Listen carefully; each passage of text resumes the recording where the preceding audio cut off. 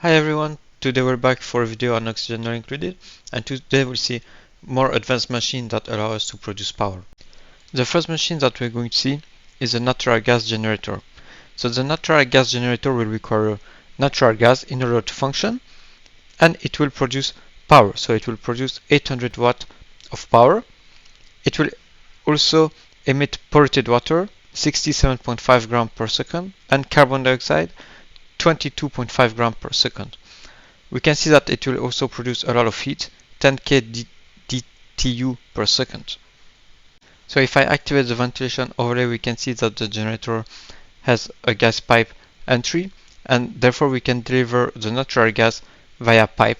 Of course, we would need to absorb this natural gas somewhere else on the map first in order to be able to deliver it. That natural gas can be produced in different ways. One of the ways is to find geysers, natural gas geysers on the map that will produce natural gas, but the only inconvenience with geysers is that they have an active period of time and an inactive period of time, which means that for a certain amount of cycle you will have to deal with that geyser not producing any natural gas. Another way to produce natural gas is with oil wells. So oil wells are meant to produce crude oils, but it will also release natural gas. So you can absorb this natural gas with a gas pump in order to consume it with your generator and produce power. You can also use oil refineries. So these oil refineries will convert crude oils into petroleum, but it will also produce natural gas. So you can then consume that natural gas in your natural gas generator in order to produce power as well. The natural gas generator will then emit carbon dioxide. So in order to do that, it has a gas pipe exit, and we can use that gas pipe exit to eject that carbon dioxide. It will also require to drop polluted water. So just below it, the natural gas generator will drop polluted water. So let's now see how it works. So in order to do that, I will restart the game. And we can see that polluted water is dropped at the bottom of the natural gas generator. We can also notice that we have carbon dioxide being emitted via that exit gas pipe, and we can see that the natural gas is being consumed by our natural gas generator.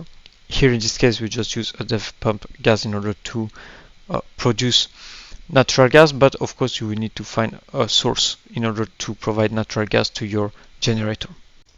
This generator requires very little maintenance once it's set up. It takes a little bit of time to set it up, but once it's set up we can see that we don't need to deliver any resources to that natural gas generator compared to, for example, the coal generator, where you would need to deliver the coal every time that generator is empty. However, you will need to deal with the resources that the natural gas generator produces. So that is the carbon dioxide and the polluted water. So the polluted water, you can either clean it with a water sieve, for example, and reuse it for other purposes, or you can just let it burn into steam if the room is hot enough, and consume that steam with a steam turbine in order to produce power. For the carbon dioxide, you can, for example, use a carbon skimmer that will allow you to remove the carbon dioxide, or you can use these critters, slickers. So there are two types of slickers. There is the normal slicker and the molten slicker, and they will consume, both of them, they will consume carbon dioxide in order to produce crude oil in case of the normal slickers, and in case of the molten slickers, it will produce petroleum. So these two creatures will consume both carbon dioxide in order to produce either crude oil or petroleum. This natural gas generator produces a lot of heat. It produces 10 kDTU per second. So we will need to deal with that heat. We will need to cool down that temperature. Otherwise, once it reaches its overheat temperature, it will break and you won't be able to produce any more energy anymore.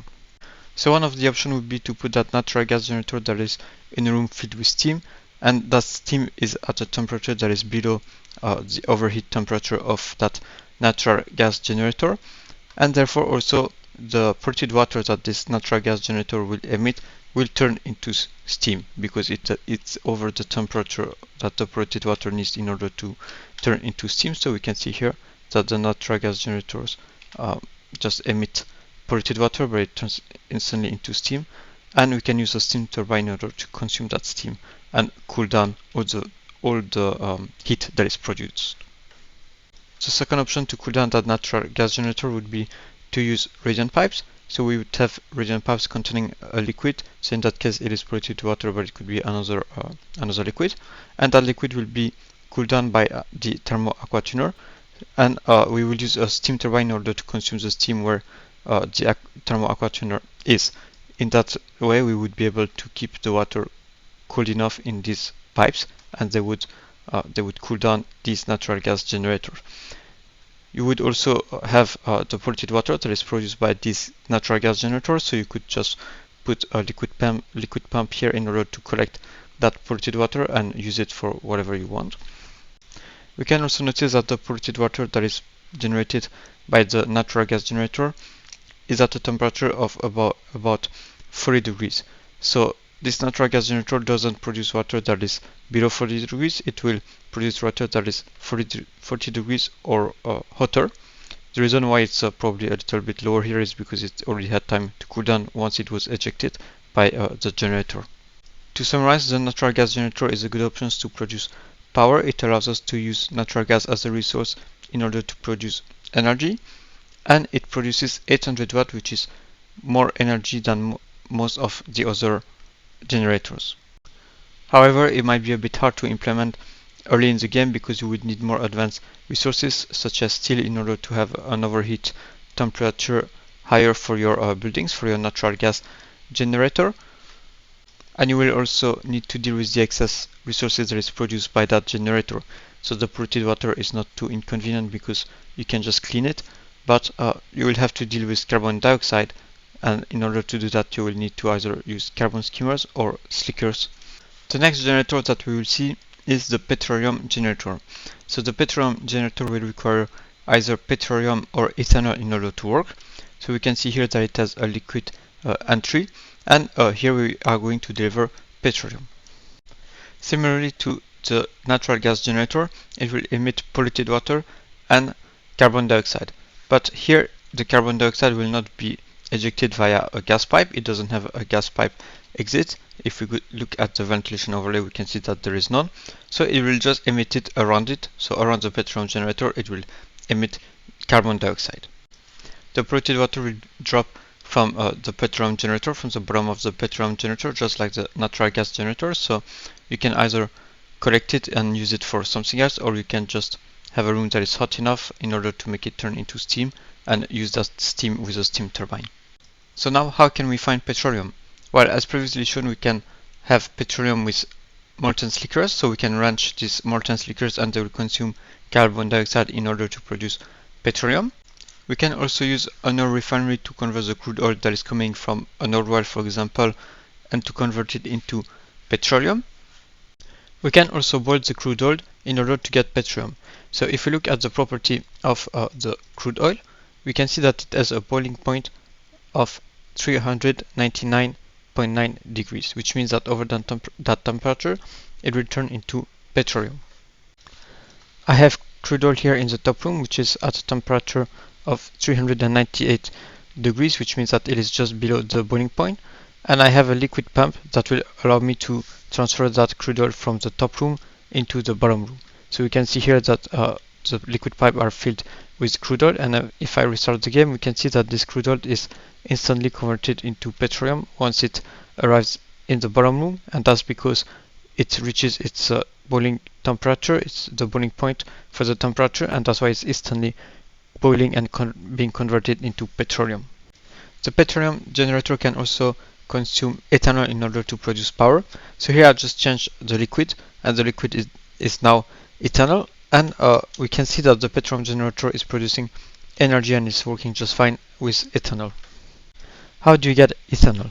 You get ethanol by using the ethanol distiller, and it requires lumber. So you will need to deliver lumber to this ethanol distiller in order for it to work. It will also need to be powered. And once the lumber is delivered, we can see that some ethanol is produced by the ethanol distiller. The petroleum generator doesn't require any maintenance once it's set up, so it takes a little bit of work to set it up, but once it's set up, it doesn't require any work from your duplicant, compared to the coal generator, for example, that requires your duplicants to continuously deliver coal. You will also need to deal with the polluted water and the carbon dioxide. So the polluted water, if it is in a room that is hot enough, it will just turn into steam and you can use it with a steam turbine. And for the carbon dioxide, you will need to use a carbon skimmer or slickers in order to consume it. To summarize, the petroleum generator produces a lot of power. It produces 2000 watts, but it requires a rarer resource, the petroleum. Compared to the natural gas, for example, you can find natural gas with geyser or you can produce it fairly easily. But for the petroleum, you will need either to boil it or to produce it with an oil refinery or to use molten slickers. So it is not as easy to get that petroleum, that resource.